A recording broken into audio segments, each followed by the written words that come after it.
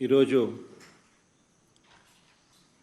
దేవుడి దయతో మరో మంచి కార్యక్రమం జరుగుతూ ఉంది. గత ఏడాది ఖరీఫ్ వర్షాభావం వల్ల నష్టపోయిన రైతులకు నిన్న రబీ సీజన్లో ఈ రబీ సీజన్ ప్రారంభంలో వచ్చిన మిచాంగ్ తుఫాన్ వల్ల పారదర్శకంగా జరగాల్సిన మంచి జరుగుతుందా అని ఎవరైనా ఒక 5 సంవత్సరాల కిందట ఎవరైనా క్వశ్చన్ చేస్తే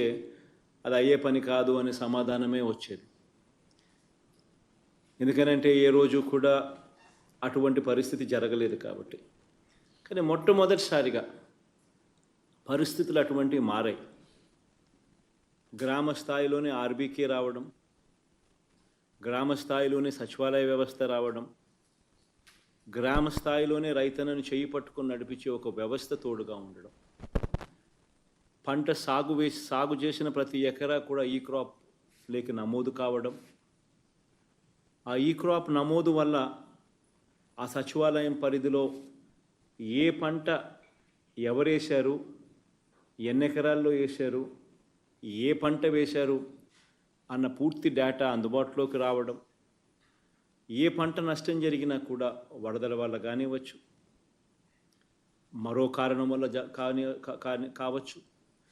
ఏ పంట ఎప్పుడు నష్టం జరిగినా కూడా అత్యంత పారదర్శకంగా ఏకంగా సచివాలయం పరిధిలోనే లిస్టులన్నీ కూడా డిస్ప్లే చేసి, ఇదిగో ఈ సచివాలయం పరిధిలో ఈ పంటలు వేసిన రైతన్నలు నష్టపోయారు,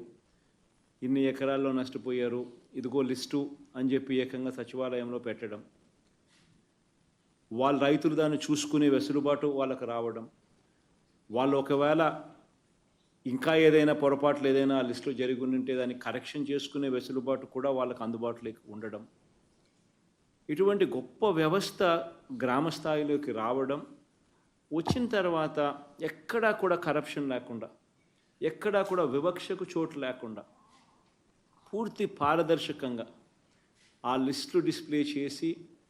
ఇంకా ఏదైనా పొరపాటు ఏదైనా కరెక్షన్స్ ఏదైనా ఉంటే కరెక్షన్స్ని సైతం కూడా తీసుకుంటూ, ఎటువంటి పొరపాట్లకు అవకాశం ఇవ్వకుండా, ఎటువంటి వివక్షకు తావివ్వకుండా, ఎటువంటి లంచానికి అవకాశం ఇవ్వకుండా ప్రతి రైతుకు కూడా అందాల్సిన సమయం, అందాల్సిన సహాయం అందాల్సిన సమయంలో అందిస్తా ఉండే పరిస్థితి కేవలం ఈ 55 నెలల పాలనలోనే జరుగుతూ ఉంది అని చెప్పడానికి నిజంగా ఒక రైతు పక్షపాత ప్రభుత్వంగా చాలా అంటే చాలా సంతోషపడతా ఉన్నాను, ఆనందపడతా ఉన్నాను. ఎందుకంటే ఇంతకుముందు ఎప్పుడైనా కూడా ఇలాంటిది చేయగలుగుతాము, జరగగలుగుతుంది అని చెప్పి ఎవరైనా అంటే నమ్మే పరిస్థితి లేని పరిస్థితి నుంచి ఈరోజు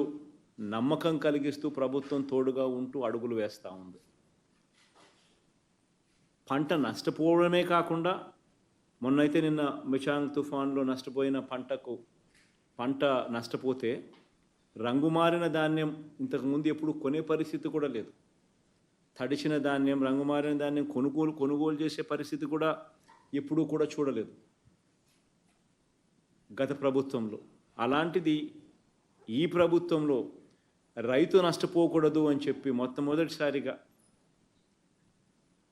మొట్టమొదటిసారిగా అటువంటి ధాన్యాన్ని కూడా కొనుగోలు చేసే కార్యక్రమం దిశగా అడుగులు పడ్డాయి.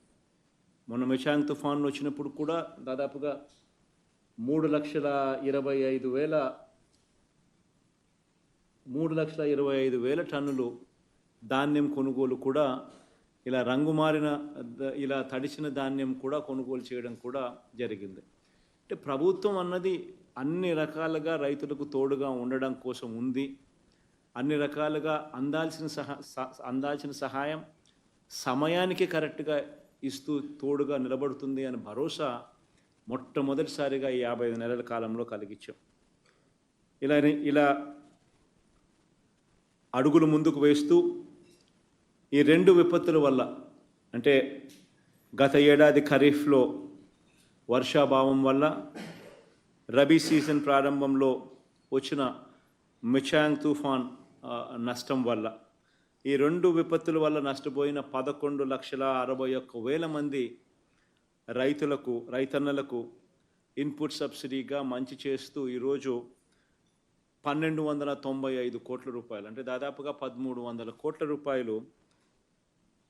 ఈరోజు విడుదల చేస్తూ అడుగులు ముందుకు వేస్తే ఒక మంచి కార్యక్రమం దేవుడి దయ వల్ల ఈరోజు జరుగుతూ ఉంది.